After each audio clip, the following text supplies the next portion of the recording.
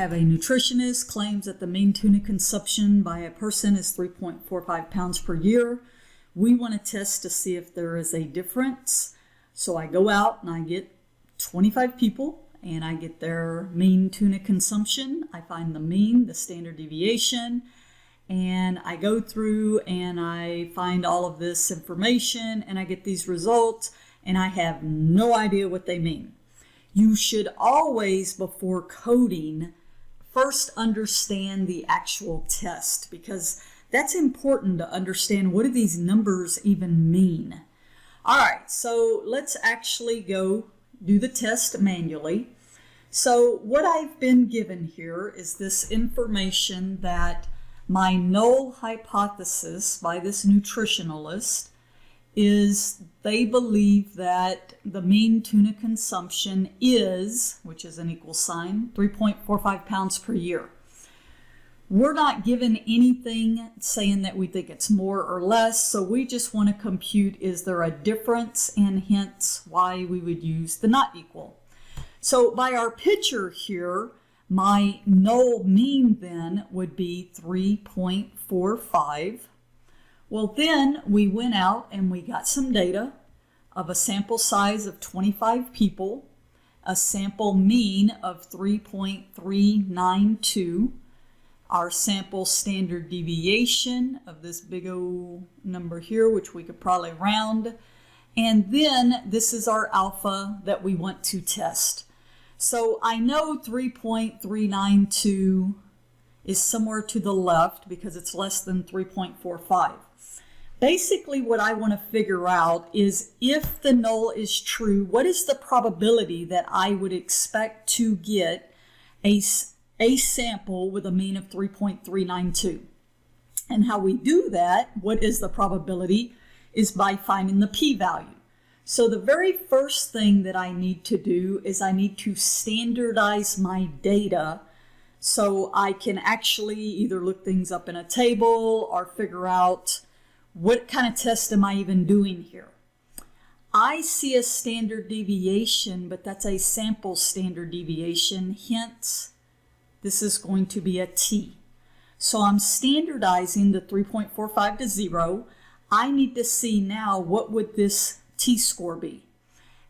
And we find this, our test statistic, based on our sample mean minus the null mean, or what the population's stating, over the sample standard deviation divided by the square root of the sample size. So I just start throwing all this information in, minus 3.45, my 0.1579092 divided by the square root of 25. And when I throw that in a calculator, I get something around negative 1.83, let's say 7, rounded. Does that look familiar? Let's see. So let's go back and look at our code and look right there. That's what this statistic is. This is our standardized t-score, okay, based on our sample data. And so that's what this value is telling me, that my standardized, so this t, get my pencil back, down here would be negative 1.837. Again, makes sense it would be negative because it's less than 0. So as I mentioned, what I want to do is find if the true population mean is 3.45 pounds per year, what would the probability be, the p-value, what would the probability be that I would get a sample of 3.392? Now, this is a little easier if you are using a z-table, because a z-table, you would just simply look up that value and you could look up the probability. The problem is with a t-table, they don't give you probabilities. So if you look here, if I'm in two-tail, how do I know I'm in a two-tail? Because my alternative is not equal. Your alternative tells you if you're less than or greater than, that would be a one-tail. Not equal says it's a two-tail.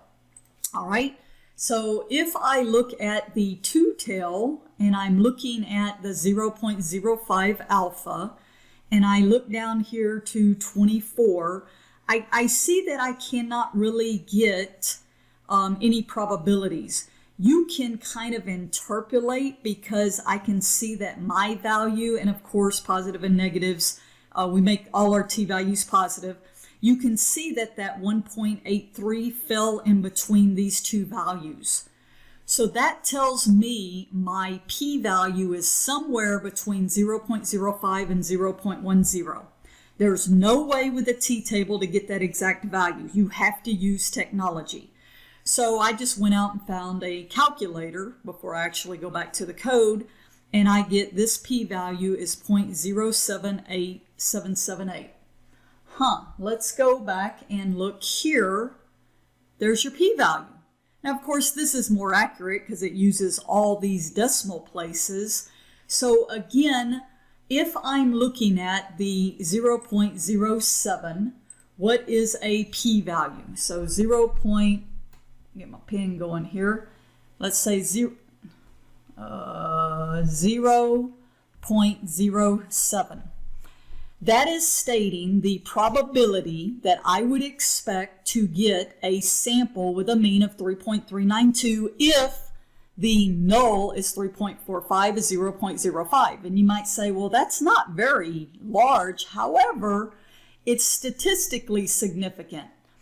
If the p-value of 0.07 is greater than your alpha 0.05, then you fail to reject the null.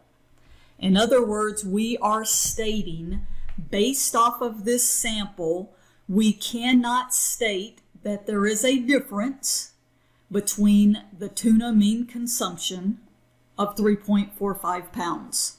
Now, there's lots of things you can consider. You could have changed if you did an alpha of 0.10. Those are things you don't do after you've already done a test. You could go get another sample. But it is important to understand that this is just based off of this one sample, and we never state, you may not like this terminology, fail to reject the null. What the heck does that mean? The best example I was ever given is in a court case, in a court of law. They never say the defendant was innocent. They say not guilty. And that's what we're saying here. Based on this one sample, we cannot reject our null. If we went out and we got another sample, then something might be a little different. So it's important that you understand what all these pieces of the puzzles actually mean, the puzzle. Otherwise, when you print out your code here, it's just a bunch of numbers, right? And there's no way for you to interpret it. But I think the best way is to manually do this by drawing your picture and understanding. In fact, we can even add to this picture here. This probability is all of this data out here. And then, of course, the 0.05 then would be a little less. I'm drawing with my mouse now. Would be further out here. All right, hope that helps with the whole understanding in general of how hypothesis tests work.